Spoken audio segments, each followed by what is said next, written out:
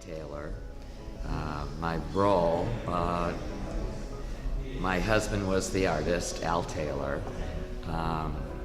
We were married in 1975 and he died in 1999. So we were together a long time, and I lived with him in his studio. So I was present, not monitoring, give him a space, but I was present for a lot of the work that's in the show being made, and also present when there were exhibitions at how they were done. He took documentation, photographs himself of some of his works, never for publication, and so it's been my role since he died to first and foremost get his work seen. I never have felt like my biggest challenge when he died was I never felt I had to prove the art was good or sell it, pitch, but look how beautiful. My total strength and belief still to this day was all I have to do is get it seen. People see it, they respond.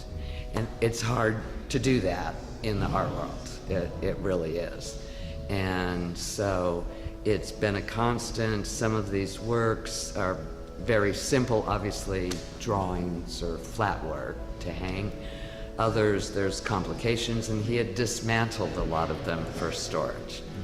So his photography has been a source for me that I use to capture what they were like when he made them.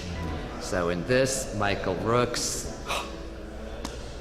thank God for Michael Rooks, the curator, because he fell in love with the work, wanted to show it. First American museum exhibition, major exhibition of the work.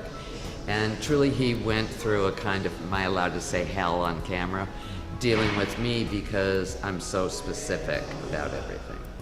But he went the distance for that, and his whole team went the distance. That's awesome. So I know he probably had lots of work. How do you know which pieces that you want to exhibit for this show? It's really hard to do that because he was very prolific, but he also edited his own work, amazingly destroyed works that I would never have destroyed because was not of interest to him, didn't do what he wanted. So what's hard to do a show with a space this big is actually editing down to a group because so much is good.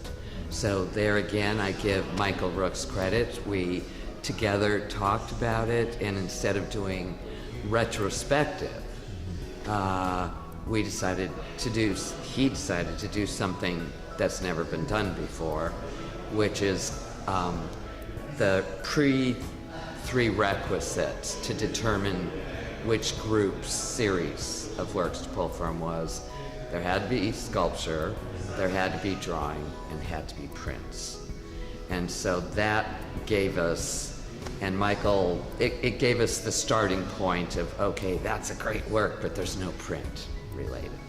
So it began narrowing, and then Michael really knows the work. The Zorner Gallery really knows the work now. So there was input from everybody, but Michael really was the one knowing I didn't realize there's 2 points of entry. So he had walls built that if you come in that door, this room's strong, but your eye leads you to other rooms that you'll follow out. If you enter from that side, the same thing happens. So Michael, I really have to give the credit to. That's awesome. So this is slightly a personal question. Like, what was it like living with an artist like that? Who looked at things so differently. I mean, wonderful. Living with artists is not the easiest life, but I must say I was madly, when I met him, in love with a head like that. Sense of humor, honesty, which sometimes you don't want to hear someone who like really always tells the truth. But what that means is you could always trust him, that he wouldn't be saying something just to make you feel good, or you could always trust him. And then with his art, it was a process of just, if I hadn't met him, I think I would have had a very dull life, but I was really blessed to have such a full life in terms of possibilities, meeting people, being in different countries, different spaces, and always with a character that everyone loved that worked with him. So, so many people came here for this show that worked with Al or were good friends of Al's long ago, going back to, the 80s. And they came from places to be able to see what they also always wanted to see, a true American museum survey of this all-American homeboy artist. And on a scale like this, in this beautiful Renzo piano designed space. And but they came from Hawaii, so 11-hour flight to get here. Came from Copenhagen, 11-hour flight to get here. It's just from all over. And that's what it was like to live with him. I have many good friends that were all entwined with Al.